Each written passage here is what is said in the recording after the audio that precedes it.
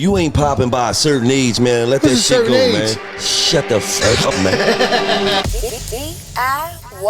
Gillie the Kid, in an interview that he had with 03 Greedo. Shout out to 03 Greedo, West Coast artist who had been locked up for some time and he just got out. 03 Greedo is talking about his transition and coming back home. He's noticing a lot of people who are associates are asking a lot of favors of him. And some of the people that are asking favors of him happen to be older heads that are rapping, who are now looking at him as possibly a meal ticket. I'm 13 days out. What I'm answering you for, nigga? What you want? To tell me what I already know. You know your shit booming. That's cool, nigga. Hey, I'ma try to rap too. Nigga, you can't start rapping at 42, nigga. Hell no. Oh, is it age limit to rap? Oh, shit. Man, fucking right, it's the age limit to rap, nigga. I ain't know. These niggas. What do you mean you ain't know? What's the age limit? Let me just tell you something. If you ain't popping by a certain age, man, let that shit go, man. Come on, man. But Gulf be like all the time. What Gulf tell me all the time? Yo, Gil, man, your platform crazy. If this the perfect time, drop something now. Shut the fuck up, man. Gillie is basically saying that now that he has this elevated platform that is larger than any platform that he's had as a rapper, I wouldn't personally consider him a household name. If you were in the culture, if you knew lyricism, if you knew hip hop, if you were familiar with Philly hip hop, it was a no-brainer. Of course you know who Gillie is. Gillie is a beast, but he really found his biggest platform through podcasting. This podcast, obviously, with he and Wallow, skyrocketed. This is a little discouraging to hear, though. Fuck is you talking about, man? I look like a nigga that's holding on to yesterday, nigga.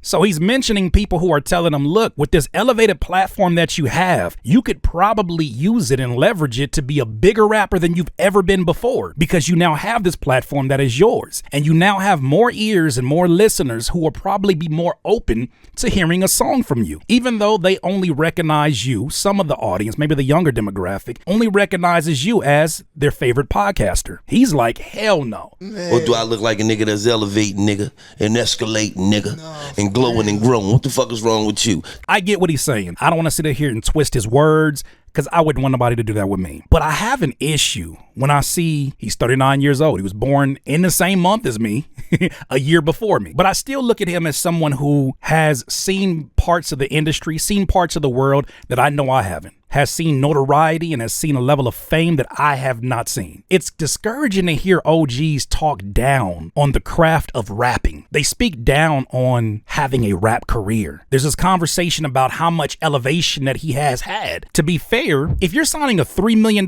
deal to just talk, to share your thoughts on a podcast, in a lot of ways you could see that as an elevation within your financial career. You can see that as an elevation in terms of having to do less work for a better result. But I just have an issue when I start to think about how great folks like Gillie were as lyricists, when they were actively pursuing it, when they were growing at it, when this was something that was their number one focus. When I think about a Joe Budden, they bring a certain art form to the table that says, I care about my craft and I've worked on it. But I do think they're talking down upon it, and maybe not on purpose. When I hear specifically Gillie talk about rap like this, it makes me feel like, was that below you? I'm gonna be dropping let me drop another debut album at 46. Get the fuck out of here, man.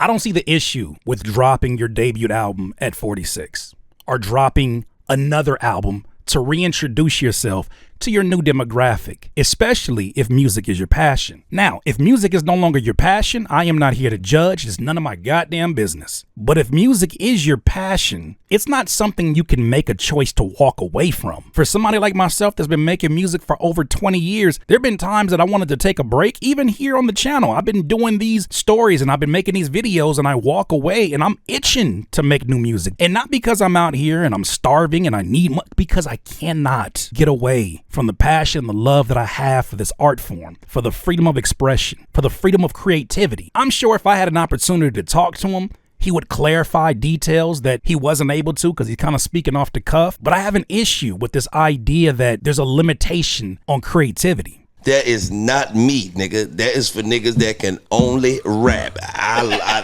fuck all that. I don't see the issue with someone who says, this is the creativity that I have invested my life into, and this is what brings me the most happiness. Now, to stand on the side of Gillie for a second, I do think that you must be reasonable about these things. I don't think that any adult, regardless of age, should be neglecting their responsibilities in the name of pursuing music. This is me personally. I don't think you should be neglecting your responsibilities as a dad, as a husband, as a wife, as a mother in the name of rap dreams. Because not only is that irresponsible, it's delusional. And I think there's a healthy amount of delusion that is necessary for someone to look at the stats and say, I know only 2% of people make it to this level within this particular field. But I think that I'm one of those. That's a delusional statement because everything on paper, and I'm including myself, everything on paper points to that not happening. Matter of fact, there's a 98 to 99% chance it's not going to happen. To pursue it anyways is a level of delusion that we all have, I think. There's a healthy amount and there's an unhealthy amount. But I do think that we're approaching, if we're not already in a time where this is the mindset of an older time. Because I feel like there are way too many examples of people who are out here right now, currently thriving because they figured out not the fact that they want to be a superstar rapper and compete with an NBA YoungBoy at 44. Not that. But they figured out, I know how to make people feel something through the medium and the vehicle of creativity. Who am I? Who is Gillie? Who is anyone to tell them that they're wrong? Especially, once again, if they're taking care of their responsibilities. Got bigger and better shit that I'm gonna climb and try to get to, man. I'm not no nigga that's trying to live no Throwback Thursday, man. If I'm a nigga that think, man, if you ain't got no traction at all by a certain age and you still doing this shit, loser.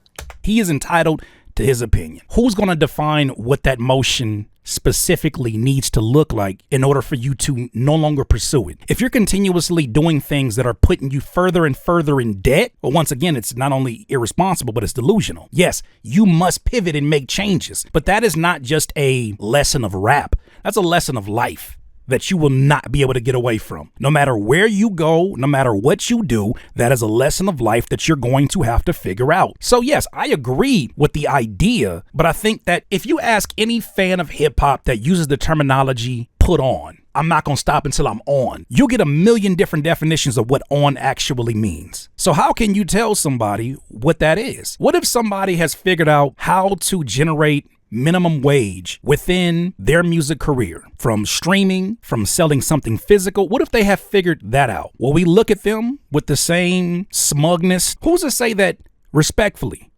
Gillie is the one to determine that for anybody else? You, sir, you're 1 year older than me. If there's going to be gatekeeping in terms of the age limit somebody should be in order to rap, why couldn't they do the same thing with podcasting? As of today, my man's Gillie is 39 years old. God bless it, because we know how early so many artists in hip hop get taken out. That's a blessing in itself. $1 million worth of game, his podcast started 4 years ago, which would put him right around 35 years old when he started his podcast. Imagine if somebody would have delivered this same message to him. Are you just now starting podcasting when you're 35? You know what he would have missed out on? If he listened to that message? $3 million from Barstool Sports. So he doesn't even listen to that message because the best was yet to come, and he believed that on some level. I know it's cool to say on a podcast, it makes for great entertainment, but I feel like something like this is doing more damage than it is helping. And I'm not some mad old rapper. I'm somebody who is doing very well for myself. And rap just happens to be a medium that I find so much enjoyment and so much love out of. I would never down talk rapping if, for whatever reason, I signed a $4 million, $5 million deal. I would always look at that as, no matter how much money you put in my bank account, I as a human being need a outlet. Even if music becomes a hobby, I need that outlet. I respect that outlet. I know what that outlet did for me, because had it not been for that process of learning how to rap, I would not know how to be the orator that I am today. Had it not been for me overcoming the self-esteem issues that I had and was able to relay that through music, I do not have the ability to do what I am doing today on this particular live stream. So I love the craft way too much to limit it for myself. So how could I ever limit it for anybody else? Sometimes you gotta say, that's like this. If you get into fucking real estate, right, and all you did was fuck money up for 15 years, you never made no gains, no profits, why the fuck would you still be in real estate? I get it, but that's not the example that he gave. There's two different arguments going on here. There's one for you shouldn't be starting a rap career, and I think it was more so him referring to someone else telling him that he should release an album now, but he's not in his 40s, so I don't know where that reference came from. He's 39. There's an argument for that, and there's also an argument for rapping a certain amount of time and not seeing any kind of motion, and you should therefore quit.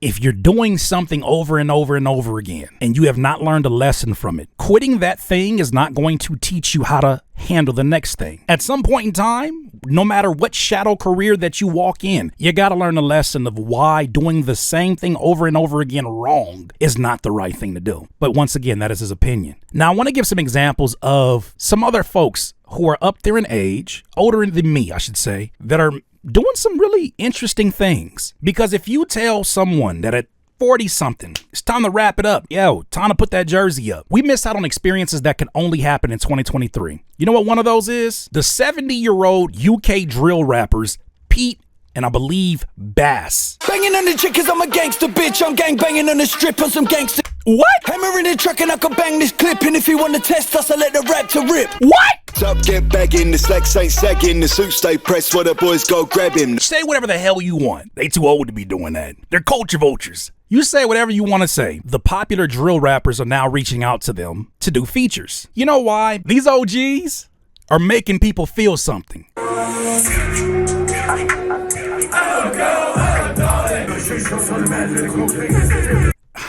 I'm not saying this to say that you're the exception to the rule, but you never know what you have waiting for you if you never even walk up to the destination. You never know if the best is yet to come. And I'm not saying I don't believe in quitting. I think quitting is one of the greatest things that you can do to truly walk in your truth, but not on the terms that we heard from Brother Gillie. All the moments that we're getting now in this new internet age of people that are not household names, but do numbers that rival the Super Bowl ratings because they shared their skill set on a cell phone video. When I think about us living in that time, I recognize that it doesn't really matter what I think or what anybody thinks of what a Gillie is saying in this particular topic. But we're living in a time where if you have a skill and the audacity to share it and to keep sharing it, there's an audience for you. Better than an audience, there's income for you.